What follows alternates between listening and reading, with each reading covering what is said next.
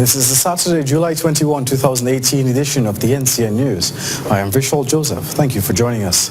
First up, Minister of Finance Winston Jordan has placed his full support behind the Bank of Guyana's move to clamp down on businesses that trade in foreign currency. Here are details. The Bank of Guyana has begun to clamp down on businesses that are accepting foreign currency as payment for goods and services. Governor of the bank, Dr. Gobinganga, had reportedly stated that the bank is expected to do a series of sudden and unexpected pop-ups at known business spots, including Regent and Robb Streets. This action has gained the support of Minister of Finance Winston Jordan. Until we change the law, we should be enforcing the law. And the law says only licensed dealers in foreign currency should be trading in foreign currency, and those licensed dealers pay a hefty fee every year, and it must be a bit for them to see unlicensed dealers accepting foreign currency and the authorities not doing anything while they have to comply with the law. This move by the bank has come under heavy scrutiny by some sections of the public, but Minister Jordan says he's unbothered, as the steps taken by the bank are meant to bring about some order to the financial process. And I hope that we will see some action in terms of deterring this. I don't want people being locked up, but at the same time, we want to run enough education programs to let people know, especially non-English speaking people know, that there are enough cambios available in Regent Street, in Robb Street, in Water Street, and I believe he's persuading some to go to the new airport for them to change their currency there. In a newspaper advertisement on Wednesday last, the bank, which is the regulator of commercial financial institutions in cambios licensed to trade in foreign currencies, said it notes with concern that some businesses are accepting foreign currency for the purpose of settling payments for transactions instead of Guyana dollars. It warns that any person caught indulging in this practice will be prosecuted. For the NCN News, Shanza Samuels. Residents in Lenora and surrounding communities have access to a $36.5 million Early Childhood Development Center. The project, which was funded by the Basic Needs Trust Fund in partnership with the Government of Guyana, was commissioned at Lenora, Region 3, today. Shanza Samuels has details.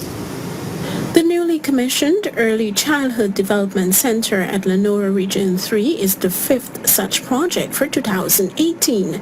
Minister of Finance Winston Jordan, who officially declared the center open, said it is intended to serve residents of Anna Katrina and surrounding communities while providing employment opportunities. Jordan is of the view that early childhood development centers can also play an enormous role in molding the minds of children. It's heartbreaking to know that a young teen, 13 years old, 14 years old, can be involved in multiple murders, not even a little simple thing as maybe picking a pocket or something of the sort. So we have to look at that. And if institutions like this can remedy that, then I say as the Minister of Finance, I'm all for it. And I'm prepared to work with the regions, work with the ministries, work with the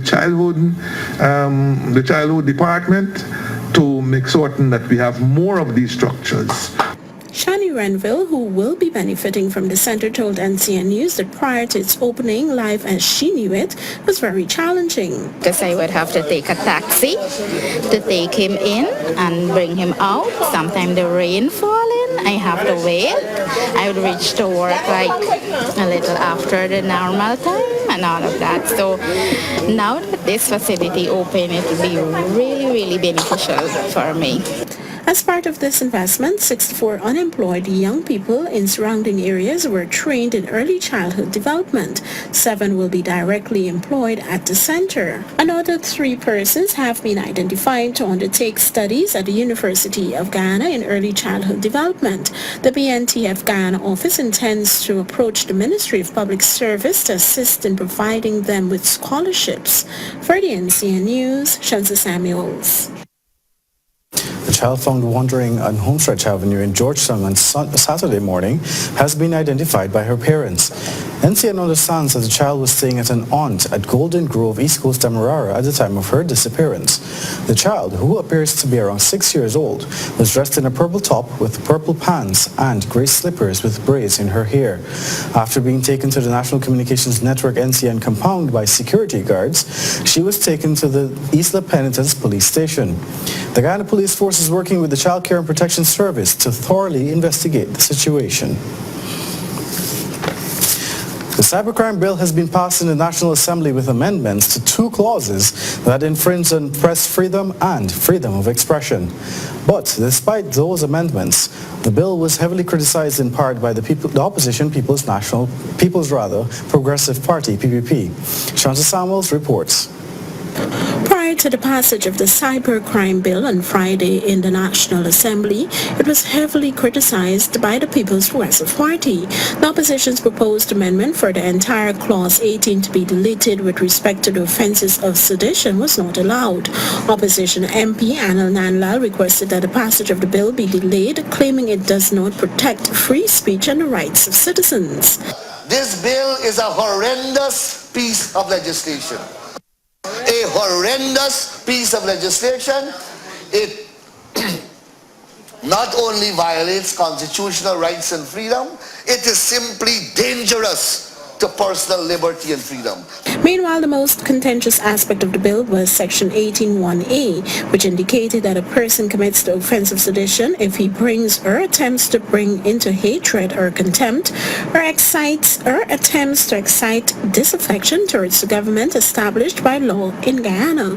Attorney General Basil Williams, in whose name the bill was tabled, said this was revised to take those concerns into consideration. Clause 18 was the subject of criticism by the leader of the opposition and civil society. In response to those criticisms, the Attorney General referred the bill back to Cabinet for its consideration. The Cabinet considered the comments and decided on deleting subsection 1A, which was the main cause of concern. He said the changes are indicative that the government is receptive to criticism and committed to the democratic process. He noted that it places a greater spotlight on child pornography, child luring, and other sexual misconduct committed in cyberspace. The bill also provides for the offenses of child pornography and child luring, which are much needed to protect the children of our society. The use of ICT, particularly the internet, has provided child predators with easy access to children upon whom they can prey and sexually solicit without even taking one step outside their homes. Overall, the bill makes illegal certain activities using a computer or over the internet, such as child pornography, cyberbullying, theft of data, and revenge pornography, among others. For the NCN News, Shanta Samuels. Minister of Indigenous Peoples Affairs, Sidney Alicock, last night brought the curtains down on the 12th National Tushau's Council Conference with the distribution of several land titles and presidential grants to indigenous communities. Receiving land titles were Tusanang Village, Keto, and Karisiparu in the Region 8 area, Batavia, Region 7, and Simariwao in Region 9. Over $25 million were handed over in presidential grants.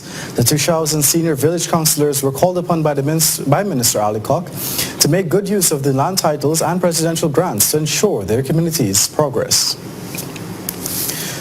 While efforts are being made to establish new pump stations across the country, the government is tasked with repairing two due to illegal dumping of solid waste. Chief Executive Officer of the National Drainage and Irrigation Authority, NDIA, Frederick Flats, is asking citizens to refrain from this practice. Kristen Josiah has details.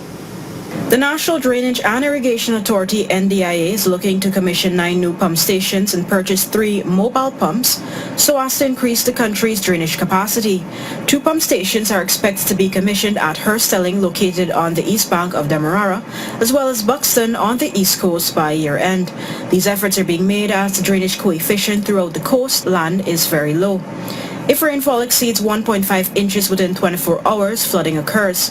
The government is also tasked with repairing 2 existing pump stations due to illegal dumping of solid waste. I want to say that right now in Region 6, Someone threw a bag in the channel.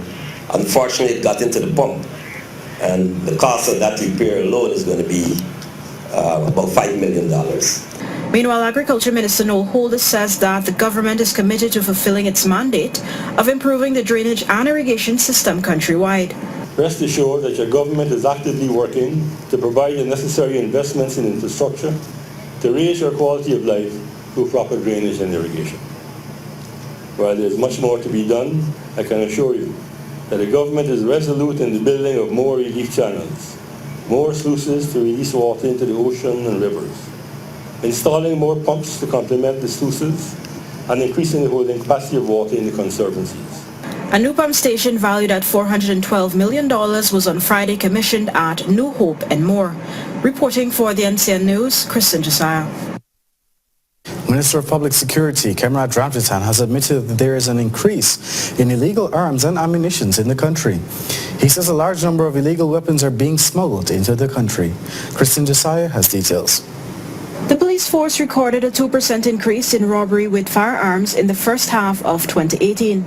Minister of Public Security Cameron Ramjitan has attributed the increased use of firearms to weapons being smuggled through the country's borders. There is a lot more use of weapons in our country, and it is obviously because of the porous borders and the weapons being brought from across the borders. We live in the vicinity of where guns are produced, and because of also our neighbors, especially the western neighbor, guns becoming far more accessible to the criminals. The Public Security Minister says that his ministry has mapped out a menu of measures to tackle this issue. These include sting operations, snap and deliberate roadblocks, as well as random stops and search. It also includes, based on the intelligence received and information given by members of the public, raids onto areas that have been mapped and have realized high crime persons there living. They also include high visibility patrols, cordon and search operations in certain areas, and robust investigations. Minister Ramjitan says his ministry is also monitoring print and social media to gather information. Reporting for the NCN News, Kristen Josiah. And Anna Catherine, a man is charged with the murder of his nephew, and a funeral parlor employee is brought up on gun charges. These and more stories from inside the courts. The uncle of the man found dead in his home has been charged with his murder. Ganesh Lal appeared in the Wales Magistrates Court charged with the murder of his nephew, Jason Rajendra Lal Hira. He was remanded to prison until September 11. The matter has been transferred to the Leonora Magistrates Court. Hira was found dead in the toilet. A post-mortem showed that he died as a result of strangulation. 3 persons had been taken into custody. The uncle, who was one of them, later admitted to the crime. Prior to the man's death, he had been consuming alcohol. A joiner employed by Sandy's funeral parlor is brought up on gun possession charges.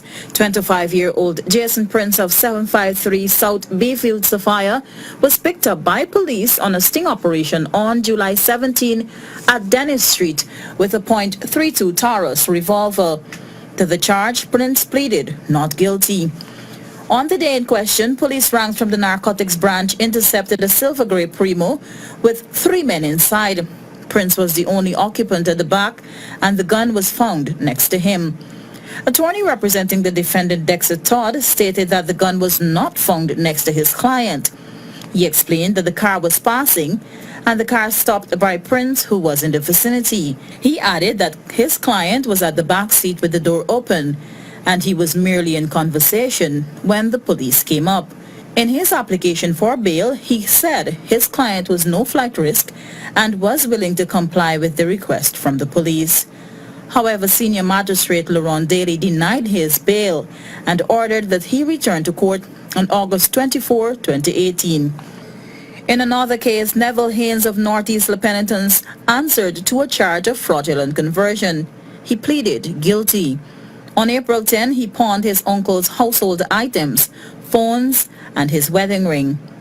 The items that fetched a total value of $607,000 included a fridge, a microwave, a stereo, a DVD player, and 2 blue cell phones. Haynes has been sentenced to 18 months in prison. And finally, Raymond Samaru, a known character to the police, has been remanded after 7 charges were read to him. They ranged from damage to property, threatening and abusive language, disorderly behavior, and theft.